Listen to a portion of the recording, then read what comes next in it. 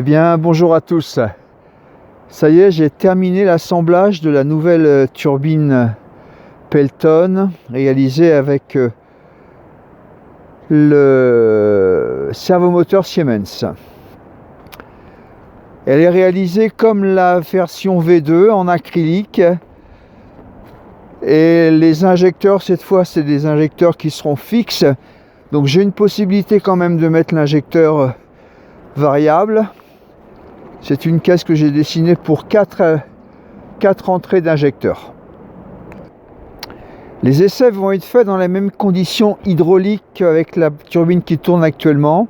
Donc celle qui tourne actuellement, la V2, me donne à peu près une puissance de 250 watts. Je vais récupérer l'injecteur fixe qui est monté sur la V2 actuellement, qui est lui, l'injecteur est ouvert et coupé à 2,4 mm. Je vais le monter sur la nouvelle turbine et j'aurai au moins la même force hydraulique sur les deux pour pouvoir faire une comparaison. Bon, il y a très peu d'eau dans le ruisseau actuellement, je vous dis 250 watts de production sur la turbine actuelle, donc je ne m'attends pas à avoir des merveilles. J'attends les prochaines pluies qui vont regonfler un peu le ruisseau et qui me permettront de pouvoir tester cette nouvelle turbine aussi dans des conditions de plus forte puissance et grâce à plus d'eau.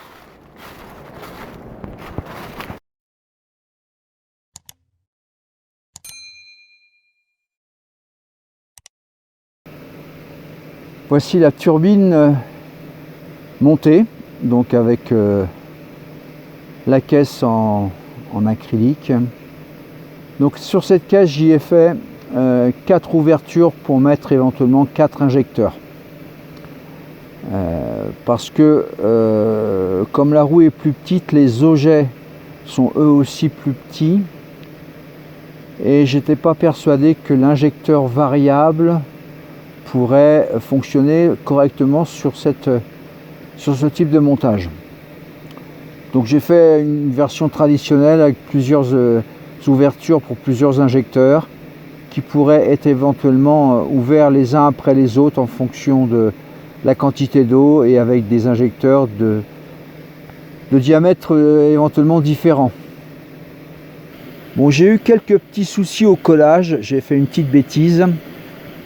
Pour maintenir tous les éléments ensemble, la dernière fois j'avais utilisé des serre-joints et puis là je me suis dit que j'allais mettre des bouts de scotch un peu partout pour bien maintenir l'assemblage. Et au moment où j'ai où j'ai appliqué le dichlorométhane pour que ça rentre par capillarité dans les joints, on va dire, j'ai pas fait attention. Le dichlorométhane est très fluide et il s'est propagé entre la caisse et le scotch, ce qui fait que j'ai des petites traces de collage qui peuvent pas s'enlever maintenant, qui pourraient sans problème être poncées, mais bon, je vais le laisser comme ça. Comme je l'ai dit la dernière fois, c'est pas non plus une œuvre d'art. Bon, je vais arrêter la turbine actuelle et puis à la place je vais monter la nouvelle. Je vais brancher l'arrivée d'eau et voir ce que ça donne. Bon, ça y est, j'ai démonté l'injecteur de la version V2 pour le monter sur la version V3, la nouvelle, et on va pouvoir maintenant la mettre en place. Donc là, on devrait avoir les mêmes paramètres hydrauliques que tout à l'heure, c'est-à-dire donc injecteur de 4,5 mm de diamètre. Et sur la version 2, sur celle qui tournait il y a encore 10 minutes, j'avais à peu près 250-260 watts de puissance générée par la turbine V2. Donc le but, c'est déjà au minimum d'avoir à peu près la même puissance. Mais là, on pourra le voir que plus tard, quand elle sera branchée sur le régulateur MPPT et quand tout sera prêt. Là maintenant, je la mets en place et puis on fait les essais de rotation, on va dire, à vide. Ok, on est prêt. Donc je vais ouvrir à fond là et voir si ça tourne. Si ça tourne, j'arrête tout, je mettrai le voltmètre entre deux phases et on fera une mesure de rotation au tachymètre pour voir à combien on tourne à vide. C'est parti.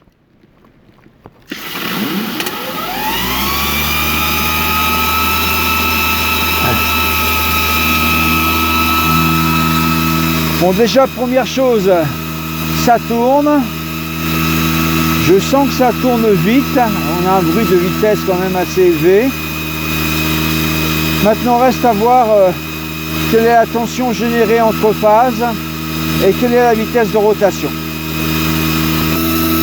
Bon, la tension entre phases est de 136 volts.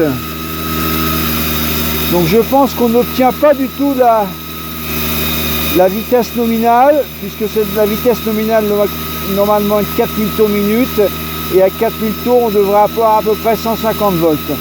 On va faire maintenant une mesure de rotation au tachymètre. Bon, j'ai enlevé le capot de l'arrière du servomoteur. Alors à l'origine il est équipé d'un capteur à effet Hall qui pourrait me permettre de connaître la vitesse si j'avais de quoi l'exploiter. Donc j'ai rien de quoi l'exploiter sous la main. Je vais utiliser donc un tachymètre traditionnel, enfin traditionnel, à infrarouge, à diode laser. Voilà. Donc là, je tourne à peu près à vide à 4800, on va dire 4800 en moyenne, 4780, 4820 à peu près tours par minute. Je constate quand même que j'ai un peu des vibrations dans le servomoteur, donc je dois quand même ne pas être parfaitement équilibré au niveau de la roue Pelton, ou c'est le moteur en lui-même qui vibre. Il faudra surveiller. Bon, voici pour les premiers tests. Alors incontestablement, c'est pas tout à fait ce que j'attendais. Logiquement, d'après les calculs, j'aurais dû obtenir à peu près une vitesse de rotation à vide de 7800 tours, mais j'avais prévenu lors de la phase des calculs, ça m'étonnait aussi que ce moteur puisse tourner aussi haut. Non, moi je pensais que je pourrais peut-être monter à 5-6 000, et là, incontestablement, je dépasse pas les 4800, on va dire pour arrondir, 4850 tours minute. Ce qui fait que la tension à vide, 137 à peu près, on va faire un arrondi à 140. Une fois en charge, la tension entre phases va descendre allègrement autour de 70 volts en fonction du régulateur MPPT. Donc je ne pourrais pas m'en servir directement comme ça avec l'onduleur MPI, puisque mon MPPT démarre lui à 120 volts, donc là je ne l'aurai pas. Je ferai donc un essai avec un autre régulateur de charge qui lui acceptera les 70 volts, puisqu'il peut monter, je crois, de 50 volts à 160, 170 à peu près. Si j'arrive quand même à obtenir une puissance non négligeable, je peux éventuellement remonter la tension de ce générateur avec des transfos, ce qui fait que je pourrais peut-être m'en servir directement avec l'onduleur MPI 5,5K. Voilà, mais c'est une autre histoire. Là, pour l'instant, on va procéder étape par étape. Là, je sais que je ne pourrais pas faire les essais de puissance avec l'onduleur MPPT, MPI. Donc, je vais monter sur place ici un petit régulateur de charge avec 4 petites batteries de 12 volts en série pour avoir 48 volts et voir à peu près ce que je peux obtenir comme puissance. Bon, on va être prêt à faire les mesures de puissance. Donc j'ai ramené sur place les 4 petites batteries de 12 volts, le régulateur de charge PWMR. La turbine est branchée sur le pont de diode triphasé, le pont de diode est branché sur le régulateur de charge, et j'ai en plus une résistance de charge et de décharge qui me permet de, au fur et à mesure de la charge des batteries là sur le PWMR, il y a une sortie utilisation. Donc je brûle l'énergie dans la résistance de charge là, ce qui me permet de ne pas arriver trop vite au 100% dans les batteries plomb et de pouvoir faire des essais qui dureront un peu plus longtemps. Voilà, allez, je vais brancher tout ça et on va vérifier. Allez, on met en eau et on va voir ce que ça donne. C'est parti.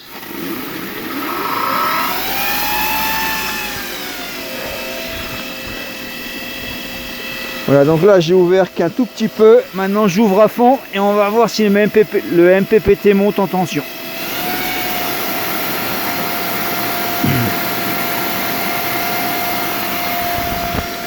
Voilà, donc là je suis ouvert à fond. Première surprise, j'ai 270 watts.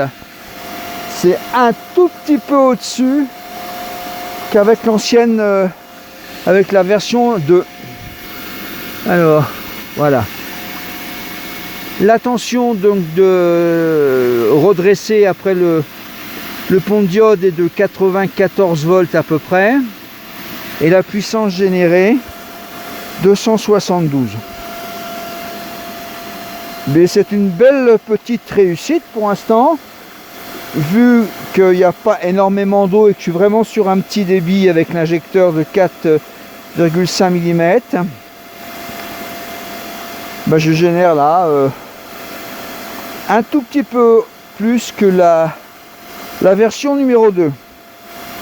Voilà, le seul problème c'est que je ne peux pas m'en servir directement comme ça sur mon installation avec le MPP Solar MPI 5.5. Parce que la tension donc de fonctionnement, la tension donc générée par la turbine en courant continu après le pont de diode est trop faible pour être compatible avec la tension MPPT minimum de mon onduleur. Donc là j'ai deux solutions. Soit j'utilise un régulateur de charge externe à mon onduleur. Pour être clair, j'ai pas du tout confiance à en ce PWMR, un régulateur de charge. J'ai quand même vu sur internet pas mal de fails sur ce petit régulateur de charge.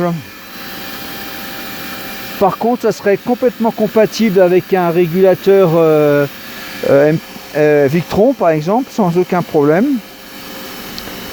Ou alors directement avec un onduleur MPP Solar ou autre, un Voltronic, mais en basse tension MPPT, donc style l'Evo 1 ou le PIP 4048, 5048, sans aucun problème. Tous les MPPT qui montent à peu près jusqu'à 150, 160 watts, 160 volts en entrée DC des panneaux solaires. Voilà, je vais laisser tourner un petit peu pour voir si ça tient. Dernier petit test de vitesse de rotation en charge. Donc comme la turbine actuellement produit 275 watts et elle tourne à 2740 tours par minute. Dernière petite mesure qui me semble intéressante, c'est la tension entre phases. Quand l'alternateur travaille donc à sa puissance actuelle à 277 watts à peu près. Donc je me retrouve avec une tension entre phases de 75-76 volts et une fréquence alternative entre phases qui se situe à peu près aux alentours de 135-136 Hz. Il est temps, je pense, de clôturer cette vidéo avec un petit débriefing sur place. Donc les résultats. Alors en termes de rotation, on est largement en dessous des prévisions et des calculs. Je ne pensais pas avoir une si grande différence. Néanmoins, je pense que c'est dû à tout un tas de paramètres, le rendement de la roue Pelton en lui-même, les différentes pertes, frottements dans le générateur, dans les roulements, dans plein de choses, l'eau dans la caisse en elle-même, lui aussi, et puis ben après, voilà, c'est peut-être pour ça que tous ces paramètres n'étant pas à 100% optimal, on a ce cumul de pertes qui nous génère un rendement qui est pas bon, néanmoins qui est comme il est. Voilà, donc j'arrive à produire 270-275 watts. C'est presque autant que l'autre turbine, même légèrement un peu plus. On a très peu d'eau. Donc maintenant il va falloir que j'essaye cette turbine quand il y aura plus d'eau.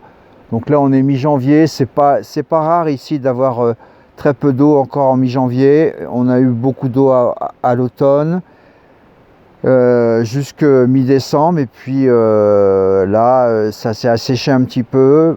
Très vite on va arriver dans les premières semaines, premiers mois d'automne, et on devrait, enfin de printemps, excusez-moi, on devrait retrouver de l'eau assez vite dans le ruisseau. Je vais donc persévérer sur cette turbine. Donc je vais procéder à une élévation de la tension. Donc je vais acheter 3 petits transformateurs qui me permettront d'élever la tension. Je pense que je vais essayer de doubler la tension.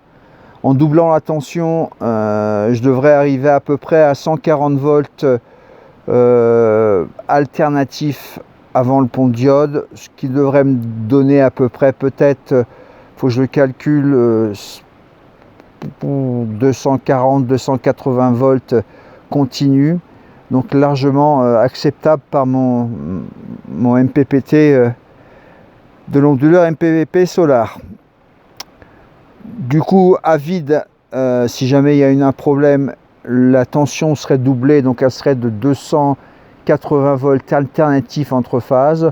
Redressé, ça me fera peut-être 340-360 volts. Donc là, toujours pareil, largement acceptable par le MPPT, donc je risque pas d'avoir de problème à ce niveau-là. Bien sûr, si certains parmi vous ont des commentaires et des idées pour améliorer cette turbine et ce système, ils sont les bienvenus, bien sûr. N'hésitez pas de laisser des commentaires sur cette vidéo.